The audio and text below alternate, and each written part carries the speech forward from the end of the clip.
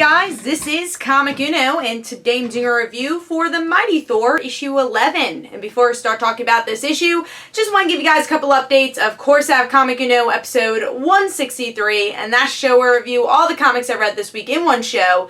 So let's get started. All the exclusive comics are in the description below. Also, guys, be sure to check out my web show, Motherverses. Would love to hear your comments. That is annotated, the most recent episode. But let's start talking about The Mighty Thor, issue 11. I was really excited to read this book because I really liked the cliffhanger from last month, the last issue. And we see that Jane Foster is next to Thor. Why? How? Thor is Jane Foster. How's this happening? Is it like a Loki trick? What's going on? So I thought it was Loki. That's who I thought was doing this all and was going to give her an ultimatum or something. But we'll see what actually happened in this issue. Beautiful cover here. Love seeing, again, the two characters that make up Thor. The Mighty Thor and Jane Foster. I think it's a beautiful cover.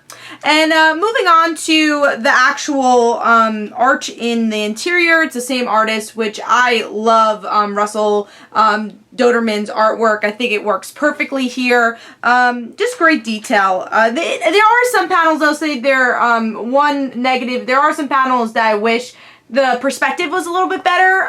Like there are sometimes I'm like, oh, I kind of wish I could see the whole scene there just to kind of see what's going on. So there's times where it was a little confusing during the battles, but I mean, look at this gorgeous art that definitely makes up for that. So that's a little nitpick I did have about the artwork. And there are times where I feel like, because it's very much a camera work type artwork, there are times where I feel like the character looks a little out of focus.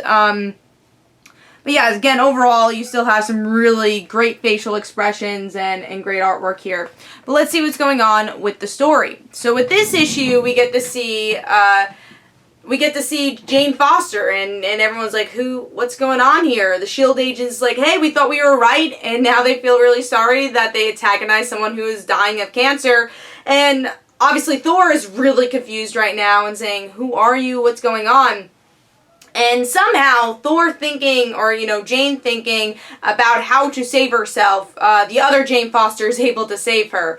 So, in the end, the Mighty Thor, of course, is able to save herself, and we get to see her defeat the villains, and by the end, we find out that Jane Foster was actually the hammer itself. So we learn a little bit more about Thor's hammer here and how this could never happen in a century after this, but Jane comes out of the hammer, or the hammer, takes the place of Jane. So you see that how it's all connected. But by the end, Jane also does a noble thing where, because Roz was helping her out and being a good friend, she does tell the truth to Roz and says, hey, I'm Thor, I didn't want to lie to you, you've been a good friend, and I just wanted to tell you that. And then, of course, she kind of does this Thor type thing where she takes the hammer, she wants to discover a little bit more about the hammer, and leaves Roz to say, hey, what's going on?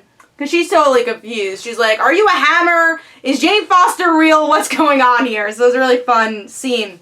And I love this issue. I really did. It wasn't a perfect issue. Like I said, there were some art things that I wish I could see more of the perspective of what was going on. I just felt like it was really up and close, and I wanted to see a little bit more from the scenes. And I will say the villains were, not the best. But what I loved about this issue was what came after the villains. What came with the aftermath of all that has happened in this story. I really love the Roz and Jane scene. I thought that was perfect, especially because a lot of people thought Roz was going to be the Mighty Thor. I'm really enjoying the relationship and just the banter they had throughout the issue. And that's a good 1/3 of the issue is their interaction.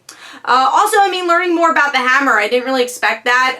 I thought it was going to be a cliche, we have to get out of this corner. Let's, show you it's a clone, or, it's magic. That's what happened. I feel like because of this story, it actually develops more of Thor's hammer, which is important. So I really enjoyed this issue. Again, there were small nitpicks I had with it, but this was the best issue I read this week. Again, it was a very memorable issue, and I thought it balanced Jane and Thor very well, which, you know, previous issues it's been very Thor heavy, and now we're actually getting to see more of Jane's personality. I know that's weird to say because Jane is Thor, but just seeing more of the human side of Jane.